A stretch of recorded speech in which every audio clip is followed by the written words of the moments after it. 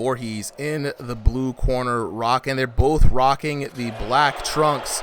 Vorhees, just a blacker dude with the black gloves. Jackal's got a hint of purple, so just look out for those purple gloves when I say Jackal.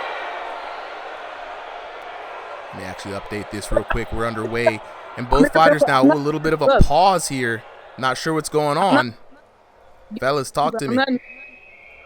I'm not in the... Got a little bit of technical difficulties going on. Koopa, you said I was in the purple gloves.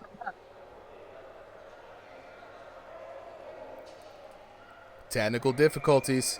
So I might have had that mixed up here. Jackal is in the all black. Vorhees in the purple. Okay, the action is back underway. A little bit of a momentary pause for you folks.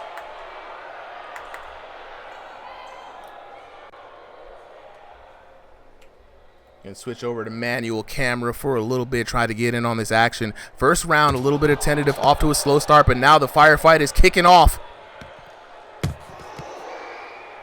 Jackal in the all black, and again, another little bit of a David and Goliath fight. Shorter boxer, taller fighter. It makes things interesting for me.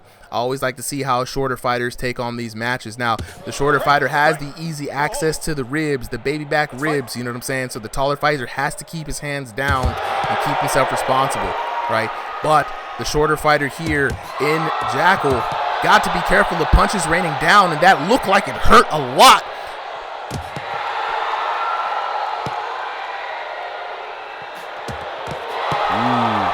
Big uppercuts raining down, and again, feigning that damage. And what's interesting here, too, with VR, something you can do is to try to get your opponent in your opponent's head is kind of fake some damage, even though we know the damage doesn't hit. But, I mean, anything to get your opponent to make a preemptive strike, right? And right here, raining down, returning some fire. Jackal coming in. Got Vorhees on the back foot, and he's backed into the corner.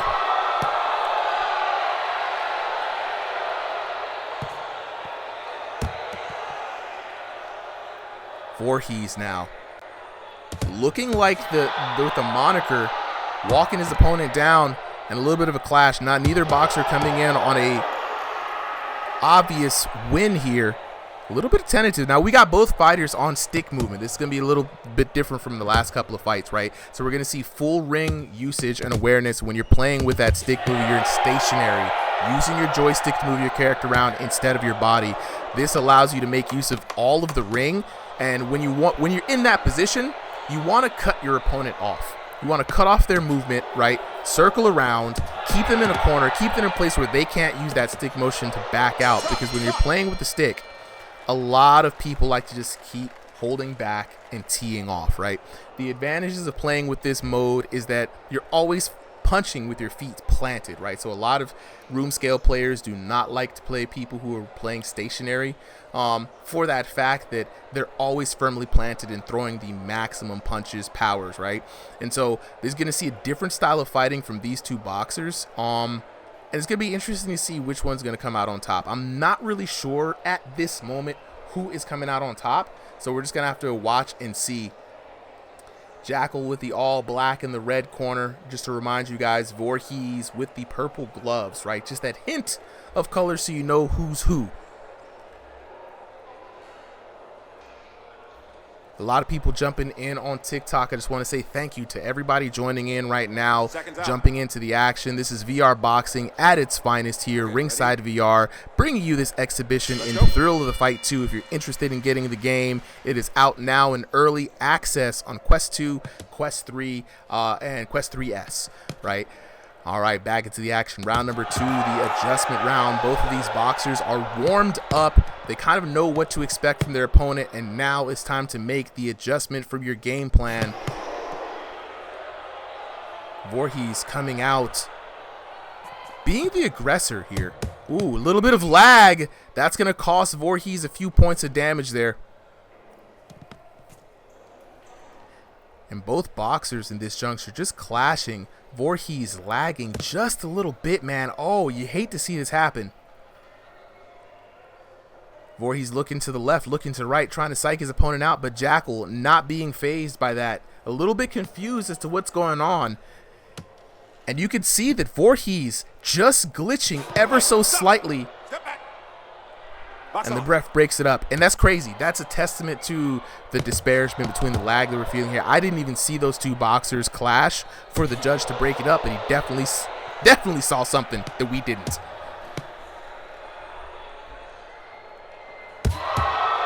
Both boxers using that stationary movement, trying to find the range, and it's a little different, but Vorhees now coming out worse for wear on each exchange. Jackal keeping the gloves up, looking for the counter hit.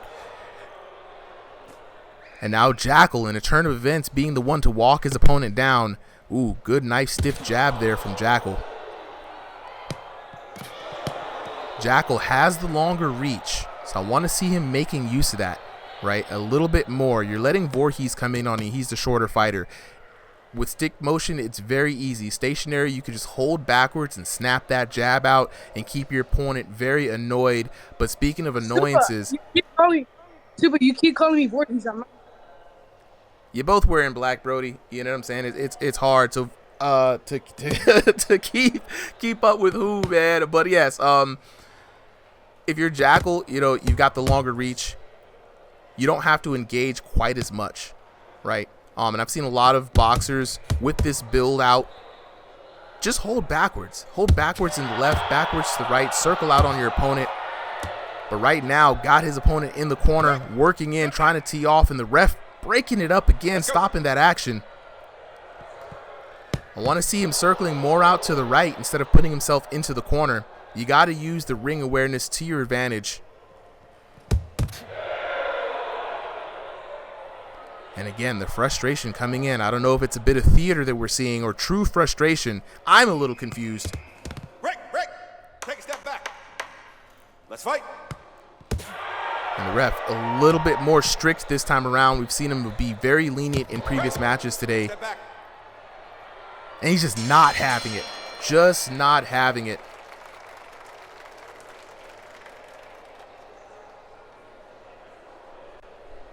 Round number 3, man, this is going to be very interesting. But I don't think either boxer has a significant advantage over the other. It's very hard to tell. Vorhees now looking to be the one maybe ahead just by a hair. Really hard to tell.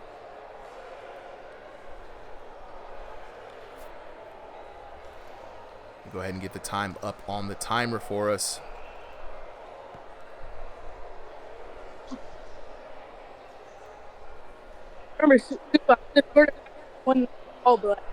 Yeah, Jackal with the purple gloves. I remember that. Jackal with the purple gloves right there. Vorhees in the all black. Seconds out. Get ready. Fight. Third and final round underway. Going for the glove touch, a little friendly action going on, and Jackal trying to now do like a Muay Thai hands out. Not sure. Vorhees now circling, keeping that distance. Being the longer fighter, he's playing exactly where he needs. A quick short hook combination. And now putting the pressure on him. Jackal looking to be hurt. Getting backed up.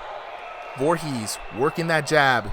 Trying to get his opponent to come in. And this is a dangerous position. Don't fall for that bait, because he's going to catch you coming in. It's going to be serious damage. Playing it cool. Playing it tentative. And Vorhees wants the damage. He wants the fight. And what's crazy is he's setting him up, right? Notice he's saying, hey, stand here, come over here, cross this line. As he backs up, he's trying to force his opponent to come in, take the bait. A couple jabs to the body to work his way in. Jackal with the repeated rights over the top. Stop it. No holding. Ref breaking the action up. Jackal looking a little bit more frustrated as time goes on. Red, blue, step back. Vorhees now being called on that, being the aggressor in the clinch. And right now, just a nice, easy, slow battle. Neither boxer overcommitting too much, though Vorhees is the one saying, hey man, stand here. Jackal, though, interestingly enough, being the one to make the more aggressive movements, always the one stepping forward. So I think Vorhees just wants a good fashion slugfest right there in the center of the ring. We got a minute left in the third round. Blue, no holding. Let's And go. Vorhees getting caught with the holding call again.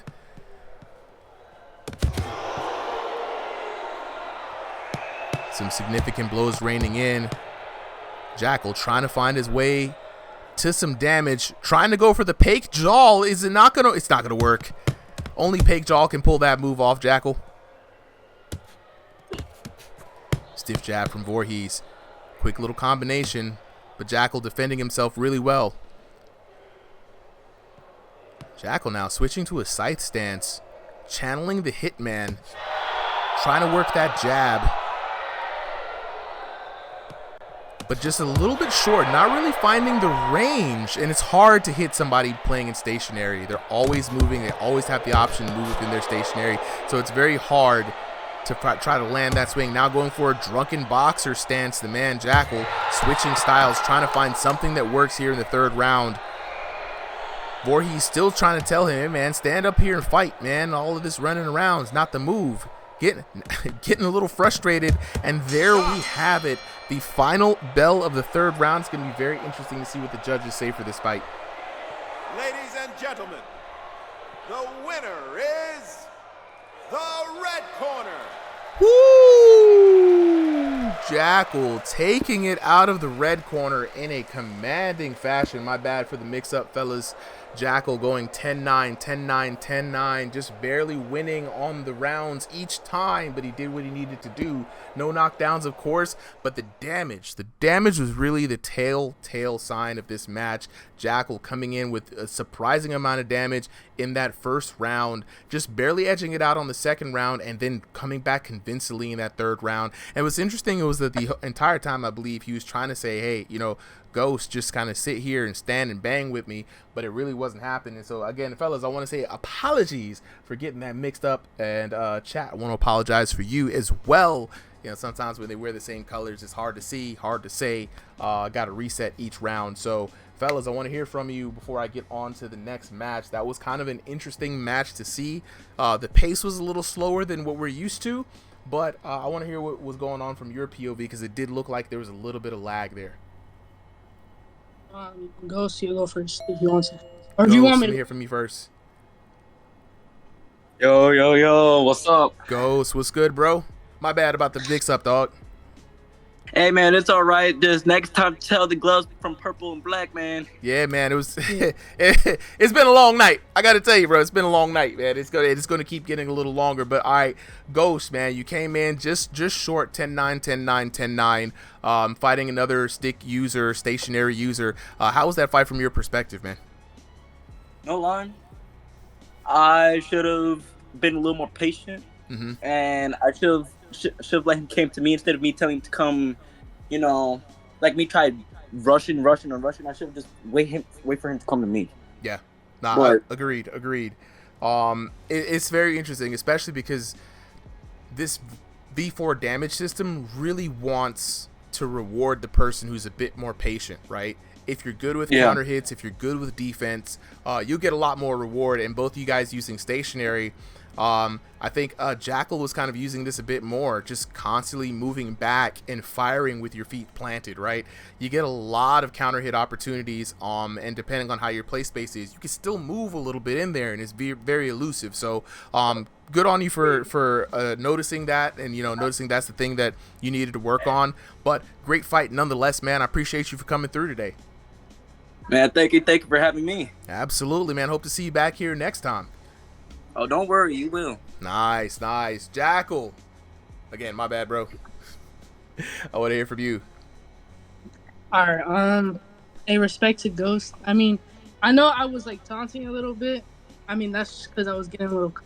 But it was a good fight. I mean, I was trying to tell you something when you were calling the rate. Get the gloves right, like you said. Right.